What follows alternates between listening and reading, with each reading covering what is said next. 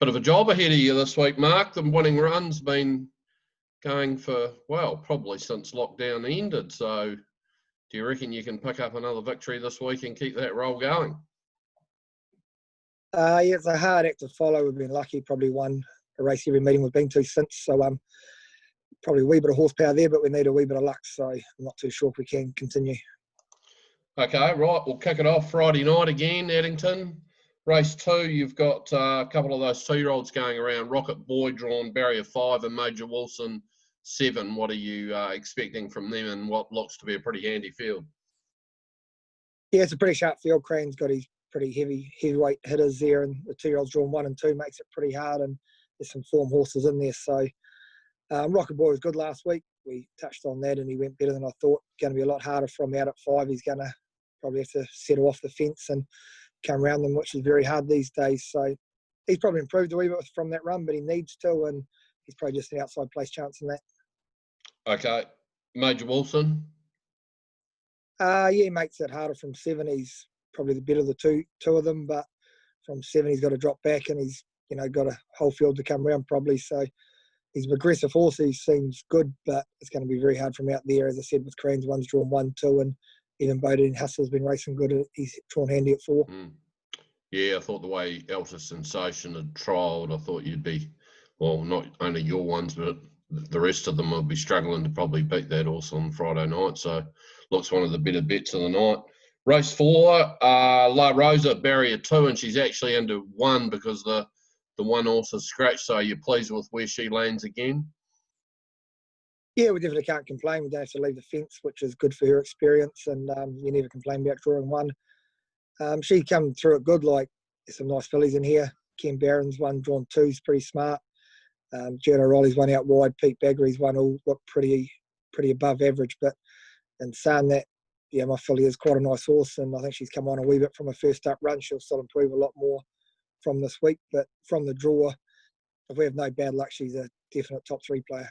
Okay, as to the Maxes in there as well, how's progress been with her? You've had a few ups and downs with her lately. Yeah, been a real headache, really. We'll make a decision on Thursday after we take the last blood off her, and she's had a bit of a wither sore, which is a bit of a mess as well.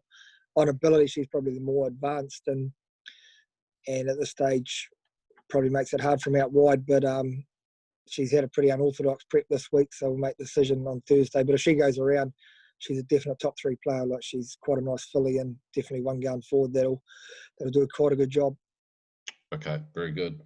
Race 7, Lulu Le Mans, she's back. She was winning last week and really good in doing it.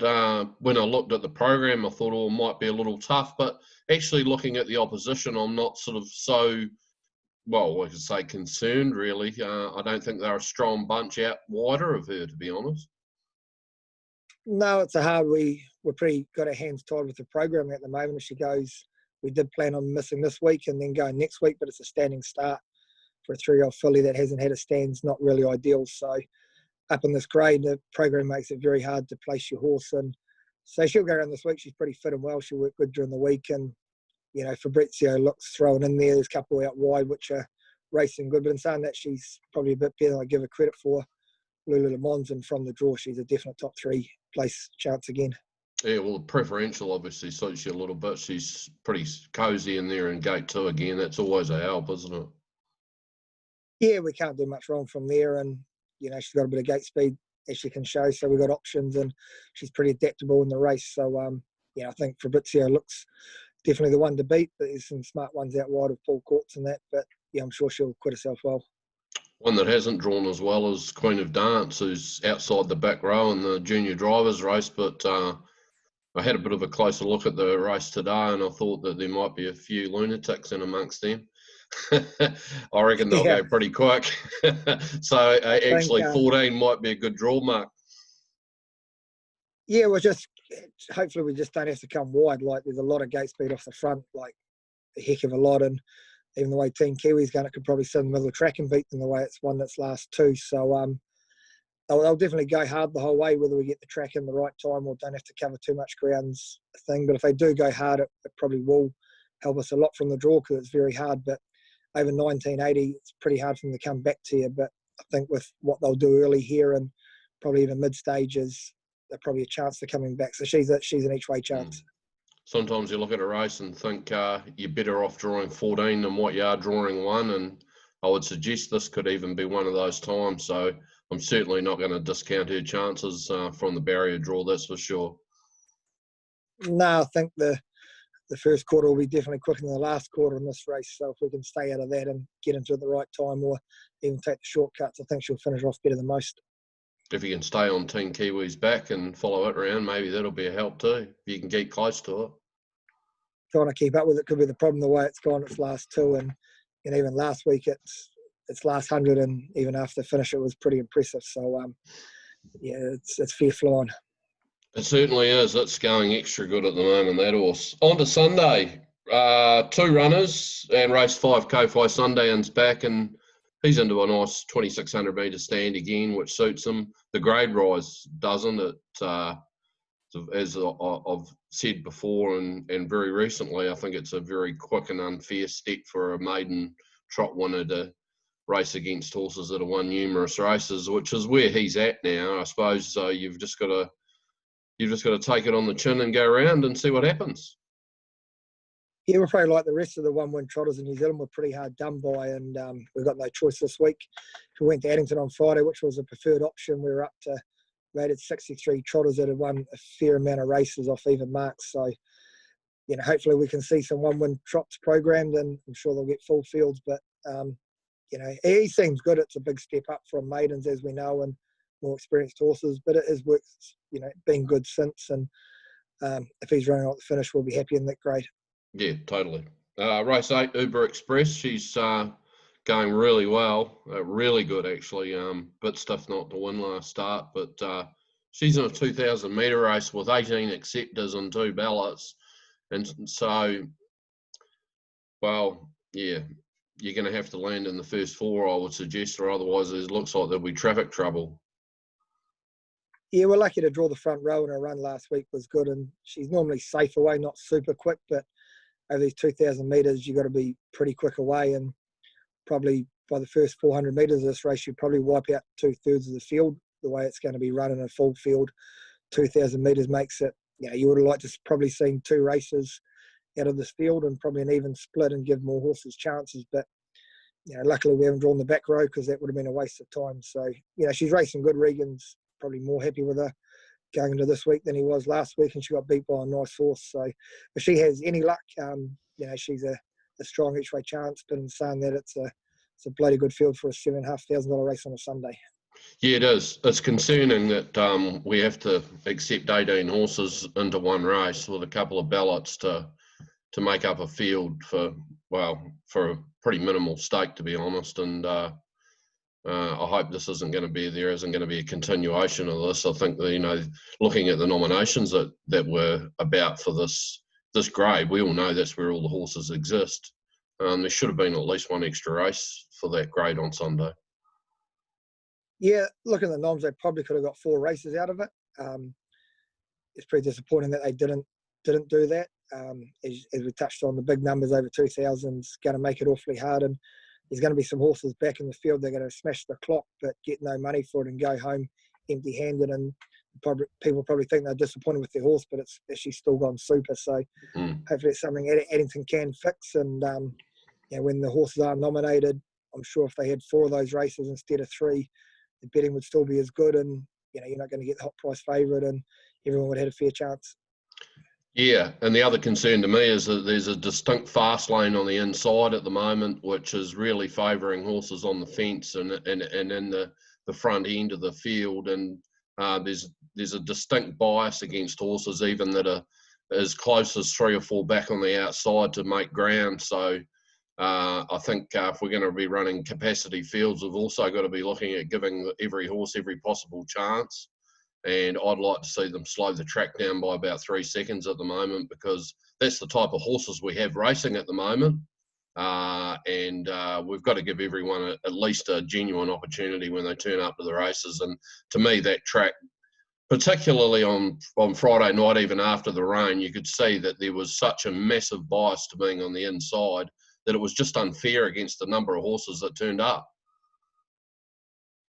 Yeah, I think it's just the way racing is these days, since we've got all these short distance racing, like the ones on the fence, get a big advantage, and they can go that quick. They don't come back to you over 1980 or the 2,000 metre stand. Like the 2,600 metre is a more fair race and everyone gets their chance. So it's kind of something they're pushing towards these sprint races, but I don't think it's, makes it very, very hard if you're off the markers. And sometimes, when the fields come out, you've actually got no show.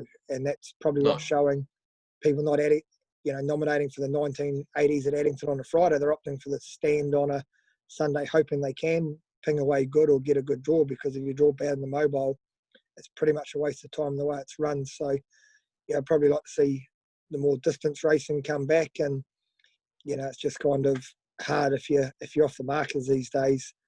You probably, I think it's about 13 metres more you travel every bend, being one card off. So you're going around 3 bends at Addington, that's 39 metres just one card off, and trying to come 4 and 5 wide makes it even harder. So it's sad you don't see the days now that the horses come from last like they used to at Addington, when in the winter they had the grid on and they could win from anywhere. But at the moment the track's that fast on the fence that these ones back in the field find it very, very hard to even get into the race, let alone finish over the top of them. So hopefully they can start changing things a wee bit. Yeah, well, it's playing a part as far as technically is concerned too, which I won't get into too greatly, but leading or trailing is a premium at the moment, and I'm watching a lot of races and wondering what's going on half the time. So we've got to really make it a far more even contest, and by slowing that track down or doing something like lengthening the races back out to 2,600 to make it more of a slog for them, if you like. Something's got to be done, because we're just turning them into total sprint races where barrier draw is everything. Yeah, I think the key is to get back to the 2,600 metres, and talking to Ricky May, that's one thing he noticed when he was on the sidelines, that the sprint racing is very draw dominated on the fence, and he'd like to see more of the 2.6. I think we all would, and it's just more fair. And I don't agree with these people that moan about horses having a backup over 2.6 week in, week out. You can alternate the distance, and the horses actually recover. They get a breather in the race over 2,600 metres. They back off. You can get round them, and generally every horse has its chance. Where 1950 you can be beat by a draw or just a runner that gets on the bunny and runs, really. So definitely more fair. And if we do keep to the 1980s, we've got to cut the field size down. So we get into the first bend and you can cut half the field out, because mathematically it's impossible for them to win. So field size numbers down. Punters like 10 to 12 horse maximum fields. That's one thing we need to get to, and more 2,600 metre races would be better. Well, it's all very well for the people that are looking at the box and saying, well, the more runners in a race is better for us, etc., and creates more betting. But there's a hell of a lot of owners going home disappointed because their horses never really actually got into the race. It's actually not much fun going to watch your horse go to the races, end up getting back from a bad draw and never getting into the race. And you go, well, it went really good, but we didn't get any money. And unfortunately, there's too many of those owners going home feeling that same way. Yeah, I remember I raced a 3-year-old earlier on in the season and went to Addington, and to be fair, I was probably a touch disappointed with him, as were the owners watching the race. And we go on Stride Master. He goes his last mile in 153.2, last half, and better than 55, and we think he's gone poor. Like he cannot go any better. Like he's gone like a good horse, yet just what the times they're running on the markers made us look stupid and probably disheartened. So over 2,600 metres, we would have got a chance to get in the race and be more fair. And it's kind of pretty disheartening when by the first bend you actually got no hope, and half the time when the barrier draws come out, you've got no hope.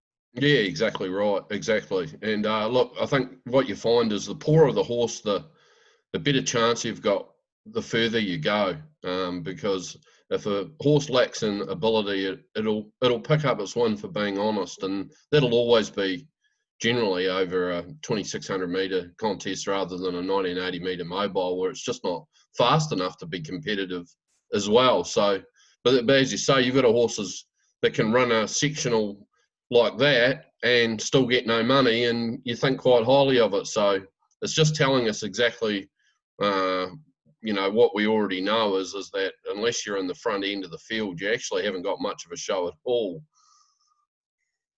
Yeah, it's kind of come to the days probably like Forbury, half time you got to drive bad to drive good. Now in the 1980s, you really got to half slaughter your horse and get there early, or mid-race you're working hard. And it's probably another reason not many of our horses are lasting long. Like in 1950s, a gut buster, you're running the whole way. You don't actually get a breather, so it's very hard on the horse as well. So this theory that 2,600 metres is hard is a load of crap, and hopefully something gets changed. Yeah, exactly. Well, we've talked about that for long enough, and there's other things to talk about, which we'll talk about in the review this week. And Barry Lichter's put out a very interesting article today again. We're looking at a 25% drop perhaps in stakes paid next season, which is not good news. No, it's not good news coming out of Rita anytime really what they're doing, and it's going to be hard for us guys. But my model has been to sell a lot of horses and put the money back in the owner's pockets, and we've been doing that a lot lately. And I'd say when the stakes drop, we'll be asked to do it more. So I don't mind doing that as long as the owners are making money. I'm happy, and you just change your model about it. But we'll discuss more on Sunday night. We will, because it's a worrying time coming up. But we've all got to be thinking on our feet here. So let's have a talk about it and see what we can come up with anyway. Well, thanks for your time, Mark. Hopefully you can keep that winning run rolling again this week. Yep, hopefully, and all the best to the punters out there, and probably the best of the weekend is La Rosa.